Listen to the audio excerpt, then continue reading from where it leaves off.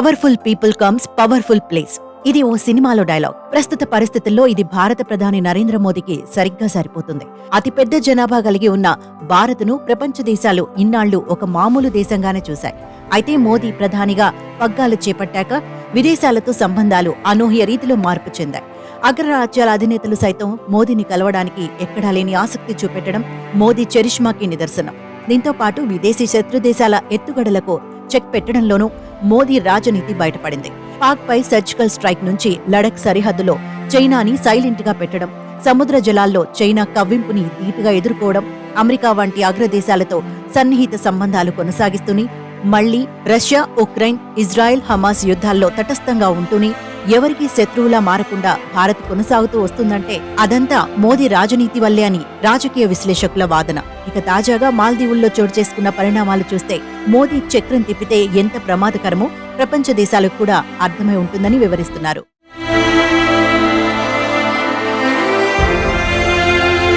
మొన్నటి వరకు భారత పర్యాటకులతో హాయిగా సాగిపోయిన మాల్దీవుల దేశ పరిస్థితి ఇప్పుడు ఒక్కసారిగా కకావికలమైంది. చైనా అండతో భారత్ని పక్కకు పెట్టేద్దామని వేసిన ఆ దేశ అధ్యక్షుడు మొహమ్మద్ మైగ్నో ప్లాన్ కు మోదీ ఇచ్చిన జలక్తో ఆ దేశ ఆర్థిక పరిస్థితి గందరగోళంలో పడిపోవడమే కాకుండా తన పదవికే ముప్పు వచ్చినట్లు కనిపిస్తోంది. భారత్తో దౌత్యపరమైన వివాదానికి తెరలేపడం ఎంత ప్రమాదమో ఇప్పుడు అక్కడి ప్రభుత్వానికి అర్థమవుతున్నట్లు తెలుస్తోంది. దీనంతటికీ కారణం ప్రభుత్వం మారాక ఆ దేశ అధ్యక్షుడు మొహమ్మద్ మైగ్నో చైనాతో అంటకాగుతూ భారత ఆనవాళ్లని మాల్దీవుల నుంచి తుడిచివేయాలని చూడటమే. ఈ విషయాన్ని ముందుగానే పసిగట్టిన భారత ప్రధాని నరేంద్ర మోదీ ఆ ప్లాన్ కి అనూహ్యంగా చెక్ పెట్టారు. ఆ దేశానికి పర్యాటకమే అతిపెద్ద ఆర్థిక వనరని గ్రహించిన మోదీ దానిపైనే దెబ్బ కొడితే చాలు అనుకున్నట్లు ఉన్నారు. సింపుల్ గా లక్షద్వీప్ లో కుర్చీ మీద కూర్చొని ఒక్క పోస్ట్ పెట్టారు. అంతే, దెబ్బకు మాల్దీవుల ఆర్థిక రూపురేఖలు మారిపోయాయి. ఆ ఒక్క పోస్టుతో దెబ్బకు బాయ్కాట్ మాల్దీవులు అనే హ్యాష్ ట్యాగ్ ట్రెండింగ్ లోకి వచ్చింది. ఎక్కడికక్కడ మాల్దీవుల ప్రయాణాల టికెట్లు, హోటల్స్ టికెట్లు క్యాన్సిల్ అయ్యాయి. గతేడాది డిసెంబర్ 31 వరకు భారత్ నుంచి 2,09,198 మంది పర్యాటకులు మాల్దీవులను సందర్శించారు.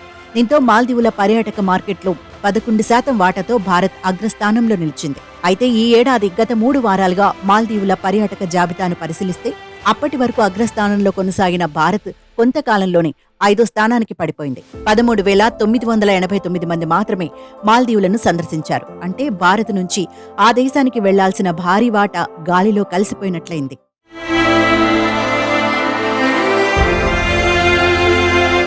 అయితే మోదీ స్కెచ్ ప్రభావం కేవలం పర్యాటక రంగంతోనే ఆగిపోలేదు. ఆ దేశ రాజకీయాల్లోనూ పెను సంచలనాలకు కేంద్ర బిందువైంది. మొదట మోదీ పర్యటనపై వ్యాఖ్యలు చేసిన 3 మంత్రులు సస్పెండ్ కు గురయ్యారు. ఆ తర్వాత జరిగిన పార్లమెంటు సమావేశాల్లో మాల్దీవుల కేబినెట్ తీసుకున్న నిర్ణయాలపై ఓటింగ్ నేపథ్యంలో అధికార ప్రతిపక్షాల నాయకులు ఏకంగా పార్లమెంటులోనే రౌడీల్లా కొట్టుకున్నారు.